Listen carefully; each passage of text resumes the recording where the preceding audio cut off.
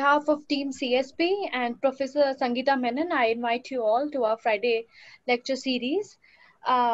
Today, like each Friday, we bring to you a new speaker and refreshing platforms to explore, engage with philosophy, psychology, literatures, ideas as crisscross disciplines, and much more.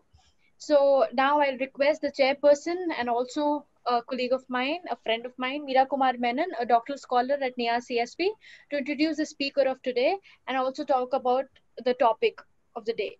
Meera, over to you. Can you hear me? Yes, I can hear you, Meera. Yeah, great. Okay. So, good evening, everyone. It's a pleasure to introduce today's speaker, Ms. Bhageshri Trivedi. She is a research scholar pursuing her PhD in English on the title English Studies and the Question of Reform, a case study of Gujarat. She's registered with the Maharaja Sayaji Rao University of Vadodara.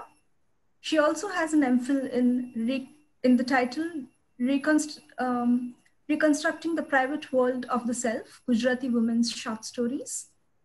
She's also been awarded the Shod Scholarship by the government of Gujarat for pursuing her PhD. And she has also won the Shakespeare Society VA Kantak Gold Medal for excellence in her master's course.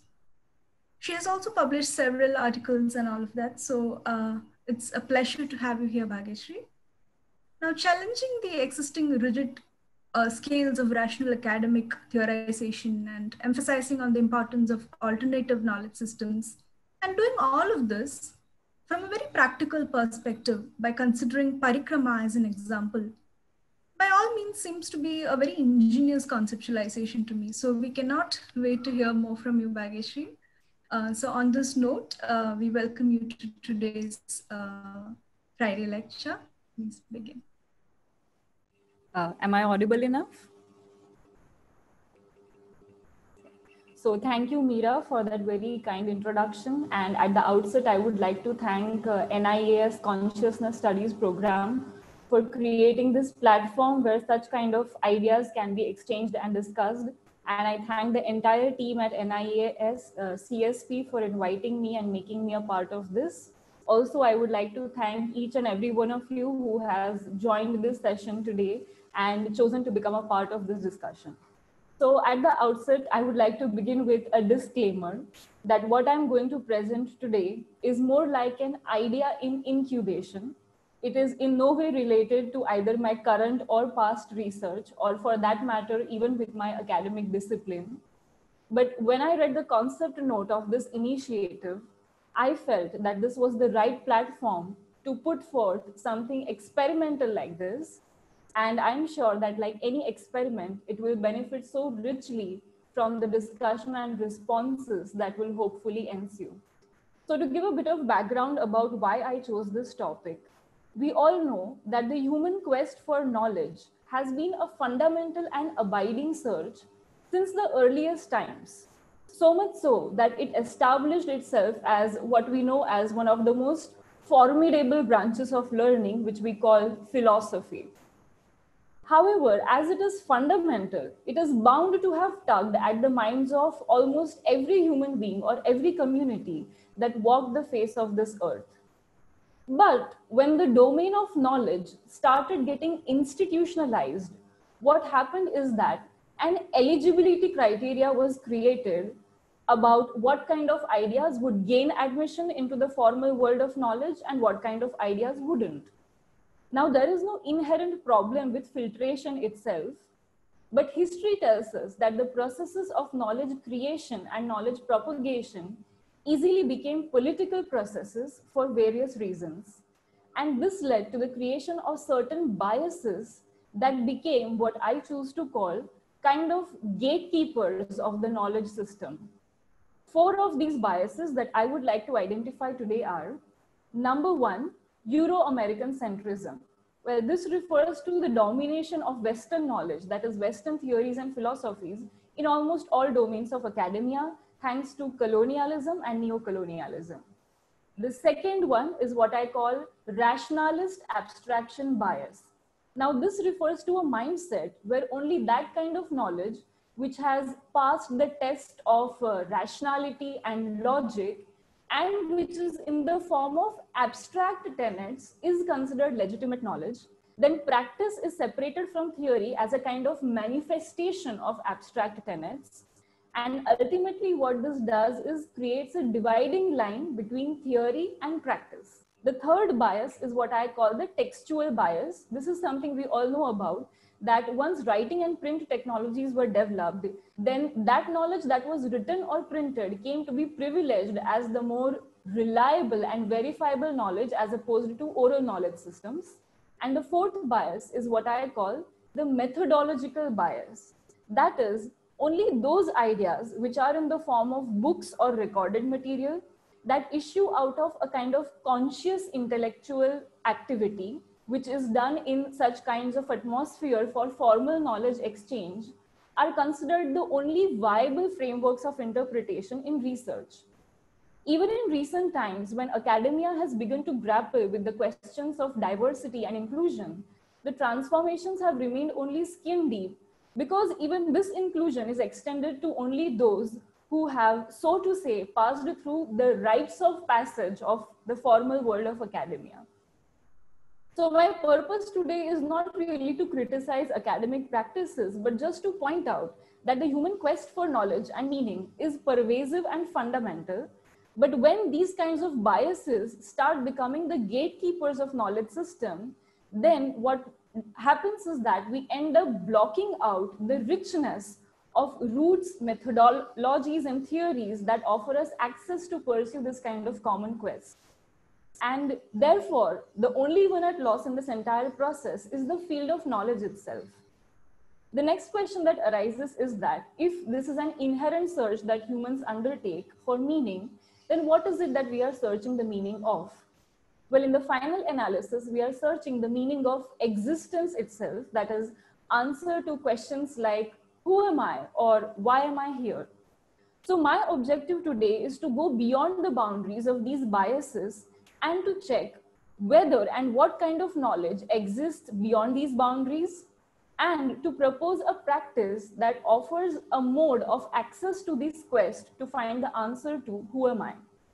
So what I'm going to present you today is an ancient Indian form of a quest journey called the parikrama, and I'm going to propose that this practice constitutes a theory of self in itself. My presentation will be divided into three parts. In the first part, I will offer a conceptual understanding of the parikrama. In the second part, I will analyze that what looks like a religious practice on the surface level actually constitutes a systematic theory of existence and identity.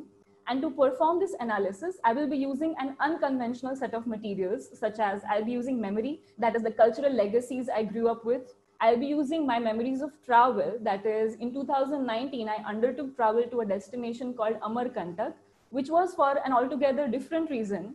But there I accidentally ended up observing and meeting parikrama vasis, that is people who have performed the parikrama. Apart from this, I will be using imagination, specifically two imaginative works by the Gujarati novelist Dhruv Bhatt. The first novel is titled Tatvamasi, which is the story of a student of anthropology who comes from America to central India in order to study the tribal populations there and to so-called improve the utilization of human resources in this belt. However, he ends up undertaking the Narmada Parikrama himself. The second novel is titled Akupar by the same author, and here the protagonist is shown to be an urban painter who goes to the region of Gir in Gujarat, which is famous for the lion sanctuary as well as the mountain Girnar. And while he is there in order to complete a collection of commissioned paintings, he ends up getting drawn into exploring the spirit of Gir, which becomes a kind of parikrama. Apart from this, I will also be using some scholarly and cultural material. And the third part of my presentation will just briefly touch upon the relevance of this kind of a theory in the contemporary context. So moving on to the first part of my presentation, the word parikrama is made up of two roots, pari, which means around or about, and krama, which can mean two things. It can mean going, or it can mean a series or succession of something. So the word parikrama therefore means going around or going about, therefore a circumambulation.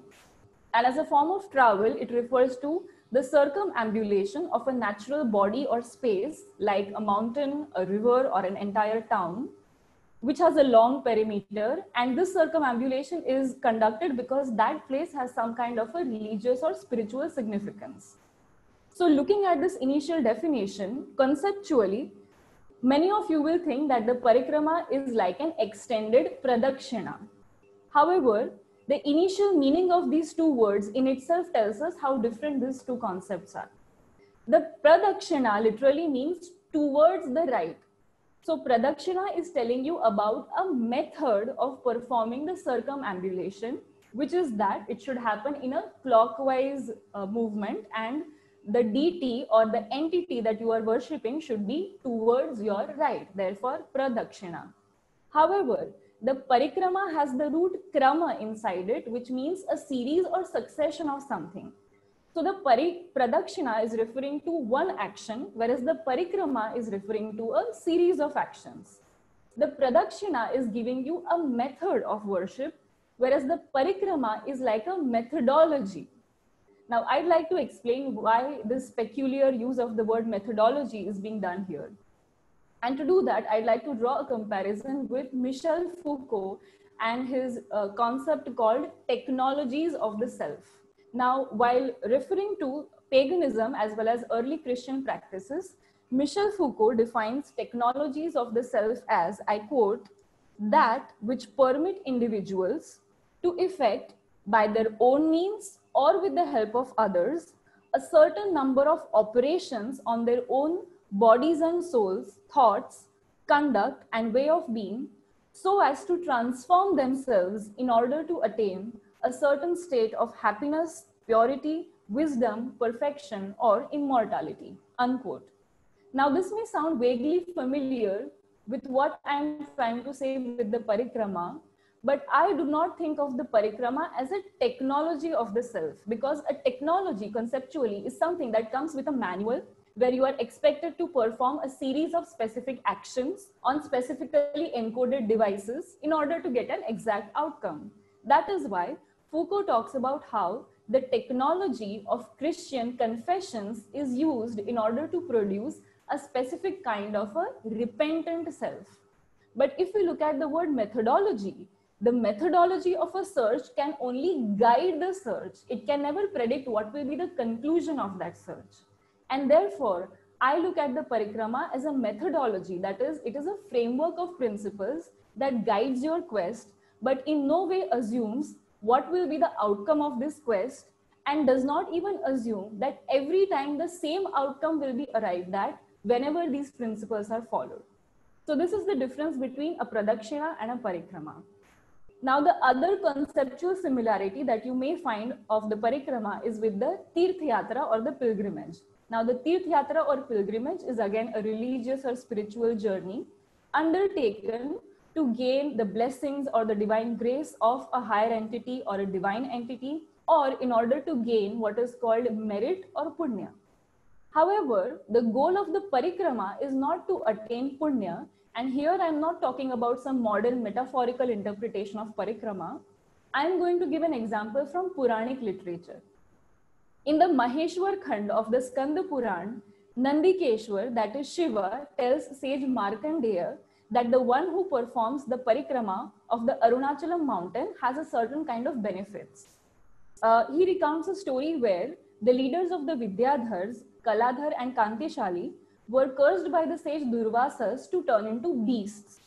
However, they were able to regain their human form by performing an unintended parikrama of the Arunachalam mountain, which is in Tamil Nadu. So this is obviously telling us that the goal of the parikrama is not just to attain punya, but is specifically related to attaining a higher form of the self.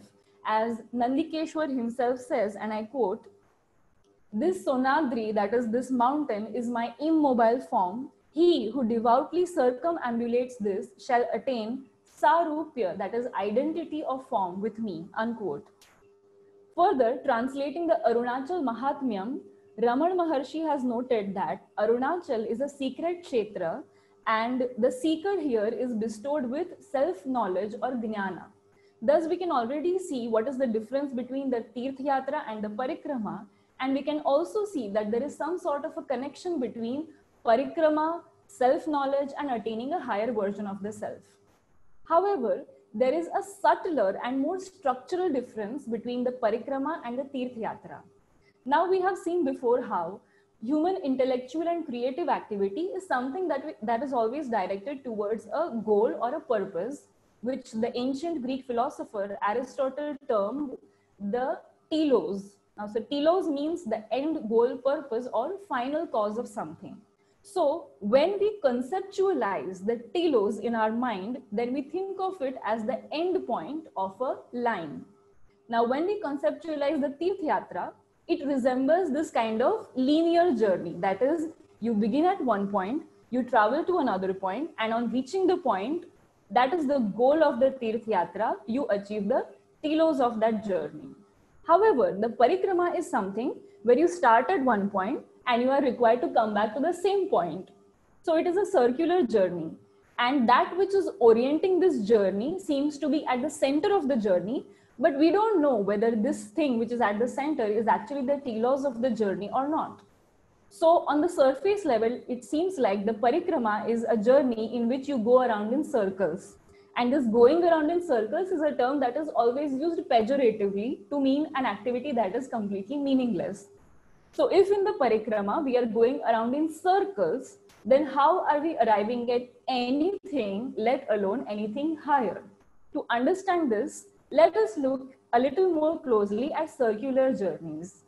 Now, this human quest for knowledge, or the need to know your own self, is something that has been acknowledged in some of the most enduring philosophical traditions across cultures. For example, in the West, considered to be one of the pinnacle of Western civilizations, the Temple of Apollo at Delphi in ancient Greece was inscribed with 3 Delphic maxims, and the first of this maxim says, "Know thyself." On the other hand, in the East, one of the most vociferous and celebrated proponent of the Jnana Marg to attain Mukti, Adi Shankaracharya, acknowledged this quest in his 8th century composition Bhaja Govindam in the lines Kastvam Koham Kuta Ayataha, which translates as, "Who are you? Who am I? Where do I come from?"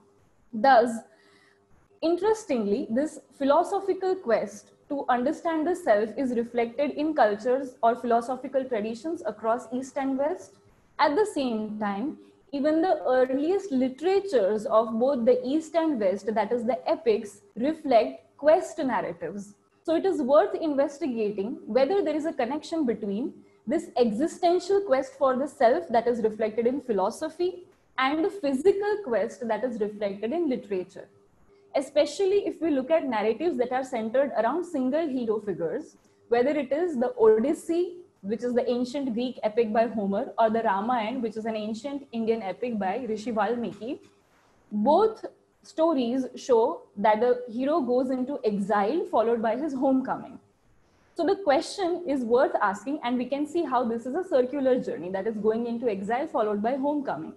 So the question that needs to be raised is that whether the heroes were able to perform this circular journey because they were already heroes, or is it because they completed such circular journeys that they were hailed or recognized as heroes? So here we come back to the question of what is it about circular journeys, and we can see how it has been attached to heroism, which is a kind of idealization across cultures. And my argument is that this is because circular journeys are somewhere connected with the process of creating awareness of the self as well as leading to evolution of the self. And I further argue that the Parikrama is one of such methodologies of attaining the self, where the practice itself constitutes a theory of the self. That is, it tells us what is the self, how to know it, and how to realize it in its complete form, which brings me to the second part of my presentation. Owing to the time constraints of this presentation, I will be focusing on only the Narmada Parikrama, while there are many Parikrama practices traditionally conducted, such as the Girnar Parikrama, Govardhan Parikrama, and so on.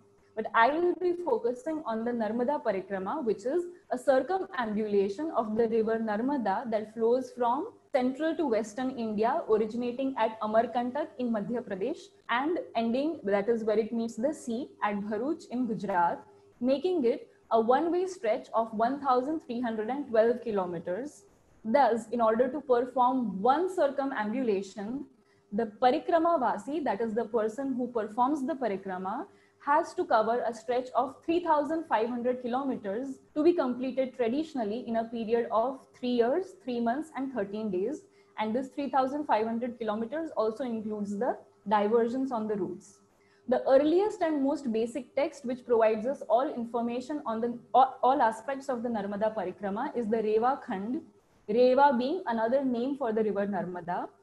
The Revakhand exists in the Vayu Puran, which is dated around the 1st millennium CE, as well as the Skanda Puran, which is dated somewhere before 8th century CE, and with some recensions around the 12th century. So this is enough evidence where we can claim that this is an ancient form of a journey. So now when I say that this practice itself constitutes a theory, let us find out how. What I will be doing is, I will be telling you the conditions and the rules of the parikrama one by one, and from that I will be analyzing and constituting a step-by-step model of the self. And for this, I would like to use a visual representation. So I would like to do screen sharing.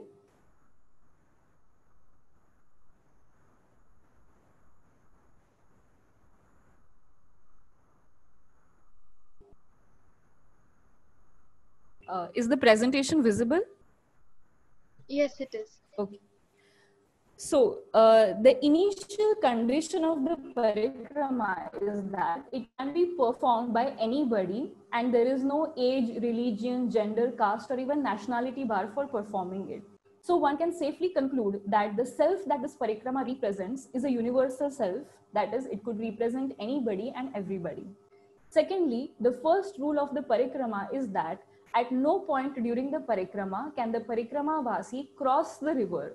That is, except the origin of the river and the mouth of the river where it meets the sea, you cannot crisscross it at any point of time. Therefore, what this means is that the parikrama vasi must perform a complete circular journey. So what this means in theoretical terms is that the model of the self that the parikrama represents is like this. That is, it is in the form of a circle. Now, the other initial condition is that the parikrama is to be performed barefoot, and the parikrama vasi is only allowed to carry only the most basic essential necessities with him or her, cannot accept service of any kind from anybody, whether to pick up one's own luggage or even to make one's own food. And most importantly, the parikrama vasi is not allowed to carry a mobile phone or money with him or her. Therefore, one is literally at the divine grace or mercy of the river. That is, the idea is to surrender oneself completely to the river. Now, this initial condition of surrender constitutes what I believe is the hypothesis of the theory, and the hypothesis runs in two parts. The first hypothesis this gives us is that no knowledge or wisdom can be sought before the body and mind are extracted from their comfort zones. And by comfort zone here, we don't just mean physical comforts, but we refer to all those assumptions, prejudices, and beliefs that the mind creates, then learns to depend on, and mistakes the certainties of one's limited perception for the truth about the world itself. The second hypothesis that this gives us is that the first step to attaining any kind of knowledge is to attain a certain awareness. So now putting oneself through physical discomforts in such way may be interpreted as that this is the route to overcoming physical limitations. However, it is not so, and we all know this, that just by putting oneself away from the comfortable and familiar, one cannot overcome it. For example, the day you are asked or restricted from eating something, you are asked to not eat something, is the same day that you will notice the faintest of smells around you, and you will have a craving for everything or anything that you can get your hands on. However, this is a step to become acutely aware of the physical self, and becoming acutely aware of the self in this way is the first step to gaining an understanding of it, and then eventually to be able to transcend the limitations of the physical body. So this makes one more aware of the body. And before this starts sounding too idealistic, I would like to present an example of this. This is the first level of physical awareness, and this is something I have witnessed with my own eyes during my travel. So what you can see here is a 100-feet waterfall, which is called the Kapil Dhara. And I don't know if you can see some pilgrims walking in a line on the right-hand side of the picture, the first picture. So what these pilgrims are doing is that they are climbing a 50-foot steep rocky path, and after arriving at the height of 50 feet, that is halfway through the fall, they are going to cross the fall from behind this very wet, slippery and rocky path, which you can see in the second picture. And the one person that I have circled over here is an 80-year-old woman who was double bent over, whom I saw crossing this path with my own eyes. And I remember wondering where this kind of grit or where this kind of possibility emerged from. And I feel that one of the possibilities is that this is the kind of physical awareness as well as transcendence of physical limitations that the parikrama is able to bring about.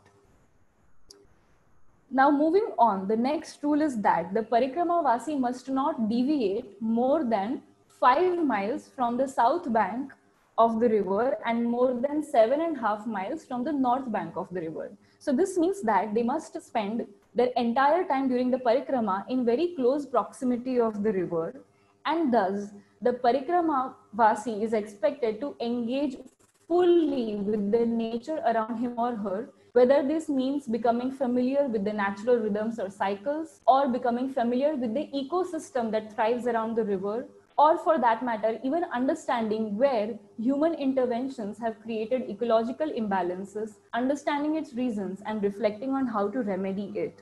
So this is the second level of awareness that a parikrama creates, that I am just not made up of my own body, but the self is made up of the entire ecosystem that sustains this body, which is the second level of ecological awareness. Further, the fact that the parikrama vasi cannot deviate much further from the banks of the river means that the parikrama path, that is the route of the river, is bound to go more through villages, hamlets, and jungles or forest areas, and less through big towns and cities. In fact, there are large stretches around Gujarat and Madhya Pradesh that are thickly populated with tribal communities. So what this means is that what looks like just a religious journey on the surface level is actually an occasion for the individual to come in close contact with, observe, and attempt to understand forms of life, cultures, customs that are very different from my own. But in fact, not just do that, but be at the mercy of these people. Because the parikrama vasi can only accept food and shelter that is voluntarily offered to him or her. Thus, the parikrama becomes an opportunity to develop a synergy with different strata of the social fabric. And what this tells us is that a balanced self is not only that which is physically balanced, in harmony with the natural forms of life around it, but is also supposed to be in harmony with all the forms of human life that thrive around it. So this is the third layer of awareness that one must attain in order to develop a holistic sense of the self. This is what the parikrama tells us. Further, not only does the parikrama vasi have to practice all kinds of restraint on physical desires, but is also expected to never lie, never complain, never chastise or rebuke anyone during the entire journey. Thus, it is asking you to not only become aware of your physical universe, but to go beyond that and take an inner journey into your psychological universe, to become more aware of your mental planes, learn to regulate your emotions, and channel only positive energy in your surroundings. While this may be possible to achieve for a short period of time, we know that this is not attainable for a period as long as it takes to perform an entire parikrama, and thus it cannot be done unless one has attained some form of mental and emotional awareness. Rather, I would say that the external physical journey is only structured as a kind of stimulant to bring about the inward journey into what I will now call the consciousness. So far what I have seen is that there are 3 levels of awareness that the parikrama takes us through, and now it is taking us into an inward journey into psychological awareness or into what I'm going to call the consciousness. Now, why do I call this the consciousness? This is because the rules of the parikrama have been structured in such a way that they make the self acutely aware of the other. And by the other here, I mean all these circles that you can see in the diagram. So the other means every such entity that the self had hitherto considered outside itself or different from itself, whether it is the body, that is my perceived limitations of the body, or whether it is the mind, which may have certain structures that are intolerant towards or critical towards that which is different from itself, or whether it is nature and all the beings around it, or whether it is all diverse forms of human communities. So it is as I journey through layer after layer of awareness and I engage with all these others that I come to know my role and my position in the larger harmony between all these aspects of being. Thus, while until then, the I has a very limited understanding of the self as just one individual, by going through the journey, the I develops a more complex understanding of the self. It understands that it is actually located at the intersection between all the planes of being, and thus it stands more expanded and aware than before, which you can see here. So this was our initial model of the self on the left, but now as we have gone through the conditions and rules of the parikrama, we can see this new model of the self.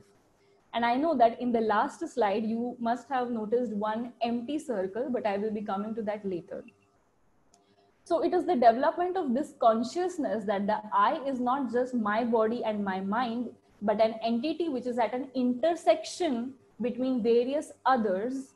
That is the final level of awareness that a parikrama is designed to attain. And there is a most symbolic ritual that stands for this. Whenever the parikrama vasi is passing from one tirtha, that is one pilgrimage spot, to another tirtha on the journey, he is expected to fill up water from the previous tirtha and go and pour half of the water in the new or next tirtha and fill it up from there again. Now, logically, this may seem like a highly redundant exercise where you are filling up water from the same river and giving it back to the same river. But in essence, this is what the journey is all about. That when I give the water back, it is no longer the same water. It is something that has transformed in the course of the journey. This is an act which symbolizes that I took one step of awareness, one lesson. However, my cup can never be full. Giving the water back or pouring the half of the water back shows that there is still much to know and much to grow. And this journey of constantly transforming between the last step and the next step is something that should ceaselessly go on. So even if the I is going around in circles, as the journey of the parikrama shows, with every revolution, the I is transforming. It is not really remaining static or stagnant. That is why when the time comes to finally cross the river from the north bank to the south bank, which is known as Tat Parivartan, one is expected to seek the permission of the river. Now, this is not just seeking permission of the divine waters to cross it. Rather, this moment of seeking permission symbolizes a kind of conscious pause that I am taking to tell myself that here I am consciously crossing over from an older state of certainty and surety to a new state of awareness, from an old state of stagnancy to a new state of a dynamically evolving consciousness, which in spiritual terms is translated as the Atman attaining the Brahman or the higher form. It is what Shiva must have meant when he earlier said that whoever performs the parikrama attains Sarupya, that is identity of form with me. So in other words, what happens is that the self attains an identity of form with all the others that it had perceived so far, or better, this entire barrier between the self and the others is what breaks down completely. This realization is so succinctly put forth by one of the saints who sanctified the banks of the river Narmada, Param Pujya Rangavdhut Maharaj, in an ode to the river when he writes the lines, Twamahamaham Tvam, Twamahamiti, Gayati Reva Rava Madhuram, which translates as, The melodious rhythm of the Reva is as if joyfully singing and constantly telling us that you are I and I am you, and that is all there is to know. Interestingly, even the novel by Dhruv Bhatt, which is based on the Narmada Parikrama, has the title drawn from one of the Vedic Mahavakyas, which is Tattvamasi. Now, that is, it does not assume that the self that is undertaking the journey is a kind of tabula rasa. That is, it has no capacity to think or feel for itself when it is undertaking the journey. Rather, this is where the uniqueness of the theory lies, that it assumes that it is a completely thinking and feeling self, which is already at some stage of its development when it is undertaking this journey. But it also presupposes that this self cannot attain itself fully just by mental and intellectual exercises. The intellect must be complemented by first-hand experience, which is what the parikrama stands for, and engaging with all its others in the here and now. In order for the self to be holistic, balanced, and therefore blissful, the nature, society, and all the others, whether it's the mental planes and the physical planes, they all must be blissful, and only then the self can be completely blissful, because all these are part of the self, including the cosmic spirit, which is what the empty circle had stood for. So when we look at the theory of the self or the model of the self based on the parikrama, this is what we have to conclude with. But when we look at this theory seems too neat and systematic to the point of sounding almost idealistic and utopian, right? Because the steps or planes of awareness cannot be expected to happen in this kind of a very neat, serialized and chronological fashion that this model of concentric circles is showing us. Rather, all these steps can run into each other, they can happen back and forth, and also all these various aspects of the being are interconnected with each other. So we cannot show them as artificially separated from each other in this way. Therefore, the model of the self or the model of the circular self that the parikrama journey stands for is actually not this kind of a static circle. There is something missing. What is missing is that the parikrama actually depicts a circle in motion. And what is a circle in motion? Well, it is a spiral. The layers of the spiral cannot be separated from each other, but they are part of one continuous movement. And this is what the word parikrama stands for, to go around and around again and again in series and successions. That is not in terms of meaningless circles, but in terms of a meaningful, steady, continuous movement where with every circumambulation and with every circle, there is the potential for the self to get transformed further and further. Now, on that note, I would like to exit this visual presentation.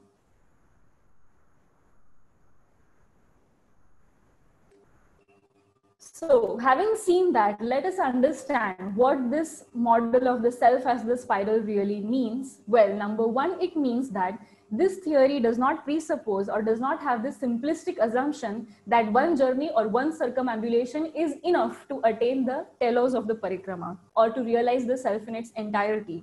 Thus, when the novel Tattvamasi ends, we see that the protagonist is recommencing the Narmada Parikrama, but this time with a mind more conscious than before. Similarly, when we look at the novel Akupar, at the end, the protagonist of the novel says, and I quote, "What I have grasped in my journey so far is still only my assumption.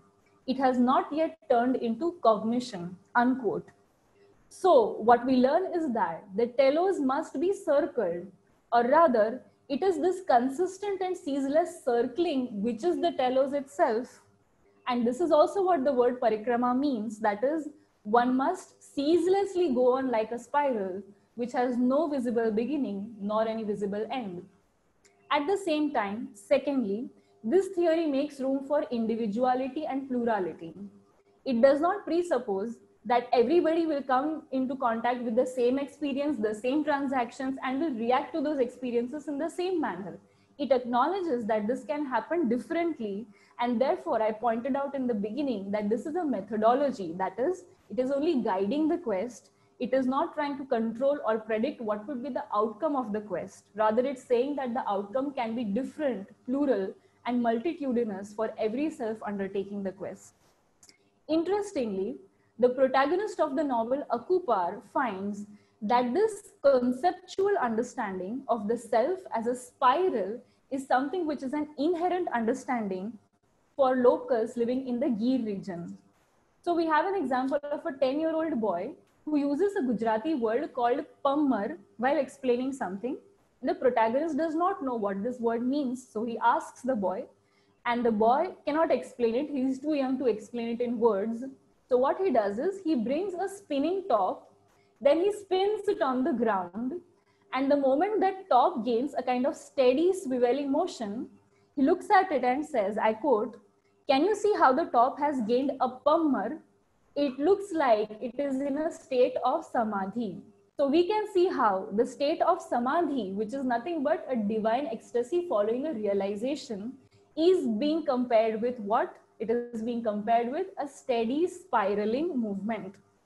Also, the protagonist realizes that this kind of knowledge is not a linguistic accident for this community, that it's not accidental that they are using the same word for talking about a spinning top as well as for talking about a state of samadhi. Rather, it is a kind of unremarkable, obvious truth of their life that they are living with every day. But this is a truth or a darshan towards the world that he himself has not gained yet. And interestingly, I had a similar realization during the course of making the presentation. Since I was a child, I always heard my mother tell me that the self is like a spiral. You are an individual who is connected to the family, who is connected to the society, who is connected to the larger communities, nation, nature, and the entire human community. So when you are growing up, you start by moving in a clockwise direction where you take from each one of them. And then when you gain a certain sense of independence, you start going in an anti-clockwise direction where you must give back in the same order, first to humanity, then to nation, environment, society, your family. And then if something that is left, then you can take it for your individual self. So I have no book or reference to quote regarding from where do I have this knowledge or what is the source of this perception that I have. And when I embarked on making a conscious effort to understand what is the parikrama, and then I arrived at this conclusion, I realized that my conscious conclusion was actually the same as an unconscious truth that I have always possessed, which is that the self is like a spiral. So this raises another interesting question, which is that, is knowledge a discovery? That is, do we expand out into the new and unknown in order to attain knowledge? Or is knowledge a realization? That is, do we retract back into the depths of what is familiar but probably forgotten in order to attain it? Well, the principle of the spiral tells us that it can go both ways. It is both. It doesn't make room for binaries. Thus, I will end my presentation by briefly touching upon what relevance this theory has for the present context. Now, we know, and I'm not going to state the obvious, that the theory that sees the self as constantly and simultaneously inextricably linked with the society, nature, etc., is something that would have highly beneficial implications for the social as well as ecological imbalances that we are challenged with. But what I'm going to talk about is something different, which is that when I mentioned the biases in the beginning of the presentation, and I said that how looking at practices like the parikrama with a different lens is one of the ways of overcoming these biases. But these biases are actually created by political processes like colonialism, which are easier to overcome just by saying and much difficult to overcome in actual action. What has happened due to the experience of coloniality is that for most native societies who experienced colonialism, their development became inextricably linked with Western modernity. And what this created is that the indigenous forms of knowledge were relegated to ignominy or were dubbed in our collective consciousness as something that is ancient, ergo it is irrelevant to the present context. This consciousness is what I call the consciousness of the post-colonial self. That is the selfhood that every culture that has undergone colonialism consists of.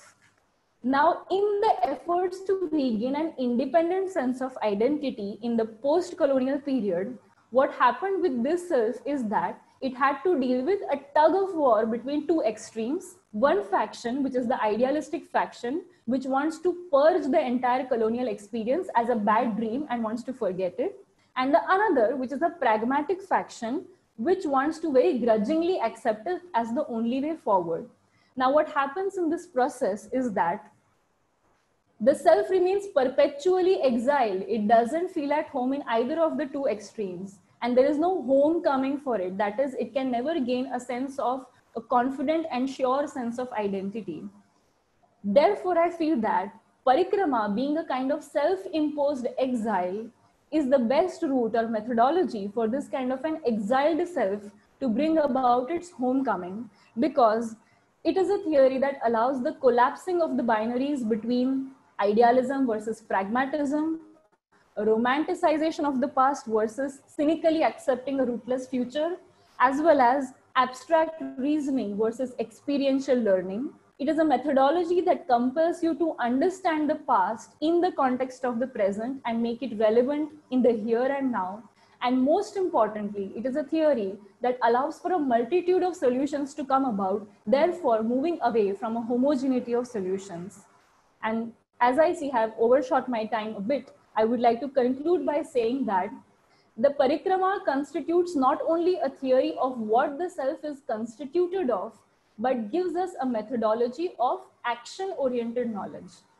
The spiral stands for the chakra, which in Hindu mythology is held by the deities not as an ornament, but as a weapon. That is, it is a form of potential energy that is waiting to be activated, and it needs to remain activated for the self to dynamically keep evolving. And to conclude, I would like to say that this is just one example of how we can take a difficult journey through heterogeneous systems of knowledge. We can learn from diverse sources like texts, traditions, and people alike. And by this consistent and contemporary present engagement with all the breakages and linkages, the losses and gains that we see on the way, we can create indigenous models and theoretical categories that would serve, for me, more appropriate and meaningful frameworks of interpreting the kind of perceptions and knowledges that we have in the post-colonial world. And ultimately, what this would bring about is a more complex and confident sense of the self. Thank you. I'll end my presentation on that note. Thank you, Bhagyashree. That was indeed a very, very interesting talk. Thank you so much. You deserve all the applause today. So if anyone has a question or a comment to make, they can either type it out in the chat box or they can raise their hands so that I can see them and I can mute them. So unmute them, sorry. So anyone with a question? There are really good compliments for you in the chat box. So anyone with some questions, some comments? Okay, Gautam Mukherjee. Yes, yes, sir.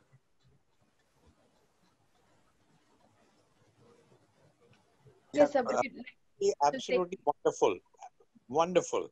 I just wanted to ask, you know, are you familiar with and do you like the concept of Joseph Campbell's The Hero's Journey? No, I'm not yet, actually. He basically says exactly what you said in the first part of your speech, exactly that, you know. And Campbell studied the mythologies across the world and found commonality among all mythologies. And his contention is basically the first part of your thing, the circle, you know, and the hero is exiled, comes back. Please have a look at Joseph Campbell.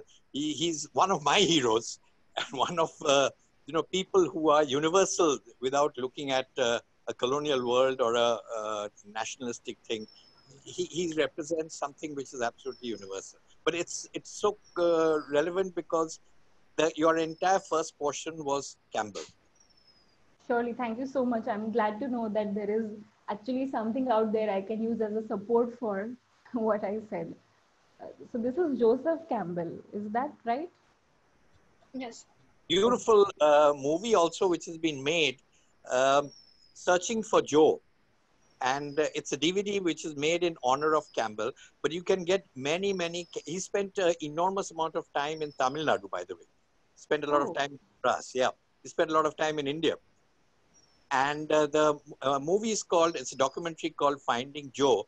And it's a sort of, a salam to Joseph Campbell by a lot of luminaries. And it's a wonderful documentary. But the documentary is to watch Campbell's own analysis of the mythologies of the world. And there are huge portions on India because he spent an enormous amount of his time in India. Okay, thank you so much for those recommendations. I'll definitely take a look. Before we move to Vasudev, I think there are two questions in the chat box which are very related. One is by Dr. Shankar Rajaraman. The other one is by Dr. Pushya Srinivas. They say, Dr. Shankar Rajaraman says, can the circle of birth and death itself be regarded as a form of parikrama that the Jivatma goes through realizing its true nature? And the connecting question that Dr. Pushpa asked is, rebirth also a parikrama? Yes, actually, like I said, that what I've presented here today, in that I have not even scratched the surface, I would say, of what are the possibilities and possible interpretations and extensions that we can do of this idea. And definitely, actually, that is why I started with a circle and went to the spiral. The circle as a basic structuring principle of life is something that is inherent to Hindu mythology or Hindu cosmology. And this is what is generally considered to be the meaning of existence or the entire aspect of birth and death. That is, in the entire journey from where the Atma begins and attains the Brahma, which is not really looked at as an other entity, but a manifestation or a complete realization of the Atma of its fullness. That entire journey is circular, and at the same time there are a lot of circles involved in that entire journey. So definitely birth and death is a cycle. The cycle is a recurring leitmotif. But I wanted to point out is that often this cycle is interpreted or represented in a very limited sense of a circle. And for cultures that are diverse, that may not understand all the possible interpretations or significance of the circle, may actually misinterpret it as a kind of static or redundant action. And therefore, I wanted to make the connection that in mythology and Hindu cosmology, circle is not available only as a structural principle, but you can actually see it as a symbol, and it is actually used very usefully as something in action, not just as a static principle. So yes, definitely, I agree, and it is true that the circle also stands for the cycle of birth and death, as well as rebirths, the cycle of rebirth. Okay. As we're running a little short of time, I'll just request two more questions.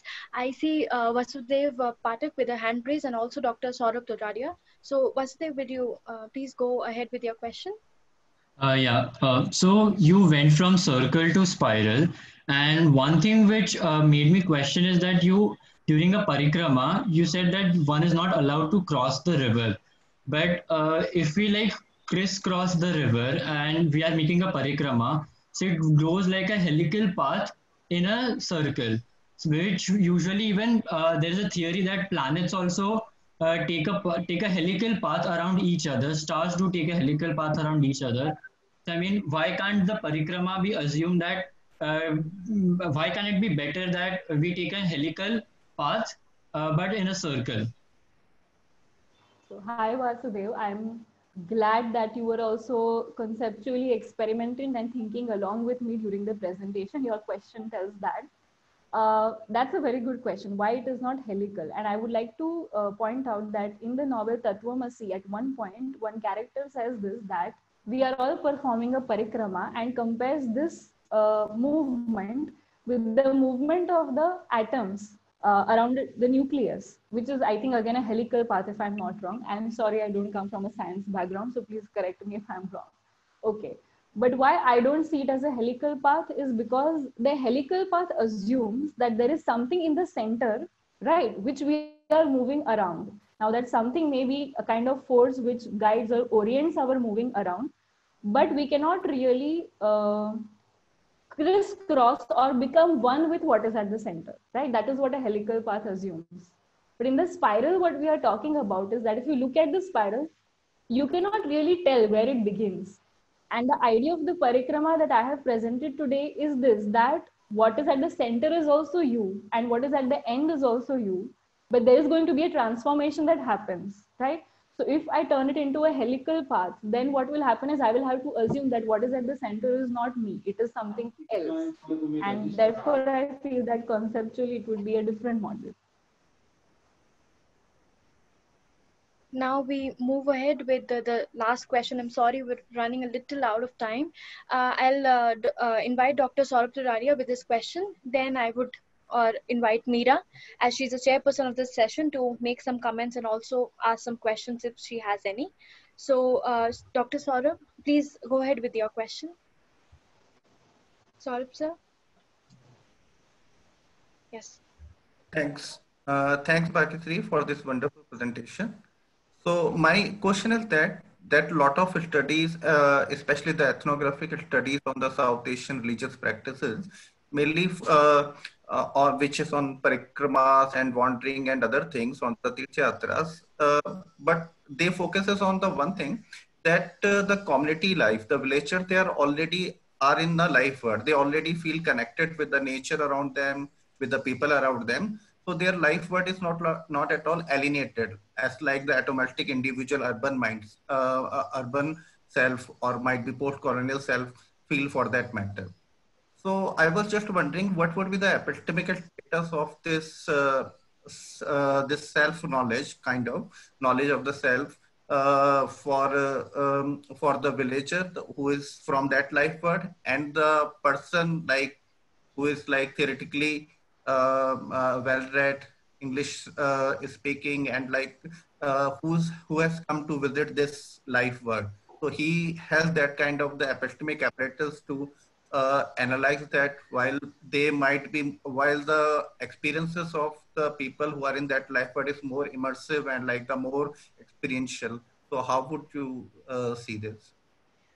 Yes. Bhagyashree, Okay, if so you can give a very precise and a short yes. answer. Yes. Yes, sure, I'll try. Yes, so what I said during the course of the presentation is that, yes, this was more of a conceptual layout of the parikrama. I just give a one short example. That is, I'm trying to say that, for example, on the course of the parikrama, you may see that a dam has submerged a previously revered shrine, right? So this is conceptually telling us that when in the journey of the post-colonial self to reclaim itself, it will have to make do with or learn to accept certain irreparable losses of the past. So anyway, I was looking at the parikrama in more of a conceptual way like that. But coming back to your question, I have said that the parikrama creates an occasion for exchange between all different kinds of communities, not in the way that, I am an outsider who is going and engaging with these communities who are my others, who are already immersive. I am learning from them, definitely, possibly I am learning way more from them.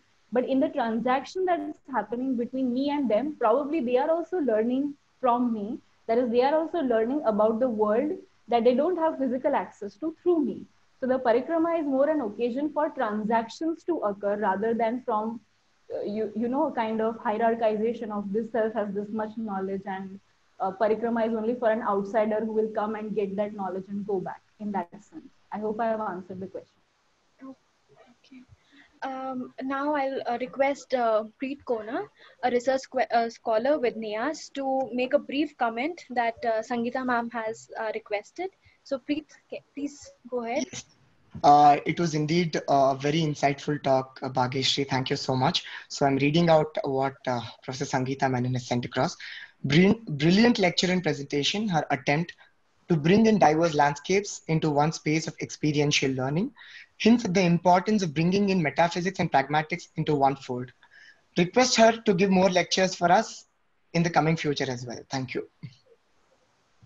Thank you so much, Professor. Okay, now I request Meera Kumar Menon, the chairperson of today's session, to make some comments and ask the last question of today. I'm really sorry, but please, all your questions are noted with our team.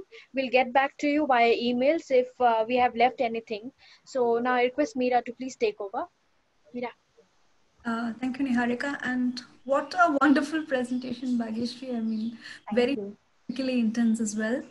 So, and I was quite impressed by how systematically you pointed out to all the biases in the beginning so that we could understand what you meant by the method and methodology that you were proposing. And also how you went from Tirthayatra to Pradakshina, through all those linear ones to the circle, and then how you also reconstructed the circle and said how it could be a gyre. It was all extremely impressive. And the way different people, for instance, there was a mention of George Campbell, Joseph Campbell, who has written about myth and mystery in great length. So I'm sure that will be of use to you. And also, I couldn't help but remember as a literature student, Turning and Turning in the Widening Gyre by W.B. Yeats. So I'm wondering if by any chance that must have crossed your mind as well. Also, I think how everybody was connecting to your lecture, and the whole idea of parikrama, whether it is in terms of travel or whether it is in terms of how you connected it with literature, or whether it was in terms of the planets movement and all of that. I think it also adds and emphasizes and validates how this whole methodology that you proposed can be, universally acknowledged in one way or another if you would work more on it. So we are very, very glad, impressed, and extremely joyful to have shared this session with you. And can I say something before we just end? Yeah, absolutely. So before we end, I would first of all really like to thank Professor Sangeeta Menon for her very kind words. And above all, I would like to thank Preet Khona, who actually invited me to be a part of this. And if not for him, I would not have been able to come in touch with all these wonderful scholars and participants, with Niharika and Meera, who have so smoothly and wonderfully supported the process and have had such a supporting and encouraging feedback for me. And the NIES platform and everyone who was a part of this, I thoroughly enjoyed it. So thank you so much to all of you. Thank you so much. Thank you. Thank you. Thank you. Thank you so much, Bhageshri. Thank you. The really interesting lecture, and I thank Meera, the chairperson of today's session, and also on behalf of Professor Sangeeta Menon and Nia Sigespi, I thank everyone who is present online with us and has been with us through this journey each Friday with a new lecture. So for the upcoming Friday, we have a very interesting talk by Professor Anandya Rana Sinha from NIAS. The topic is Are Bonnet Monkeys Conscious? The Search for an Animal Mind. So I'm sure that's going to be interesting, and Rana sir will come with his own flair and talk about the conscious mind of an animal. So I'll see you next Friday with another big lecture. Thank you so much for being a part of this platform. Thank you, everyone. Have a good day.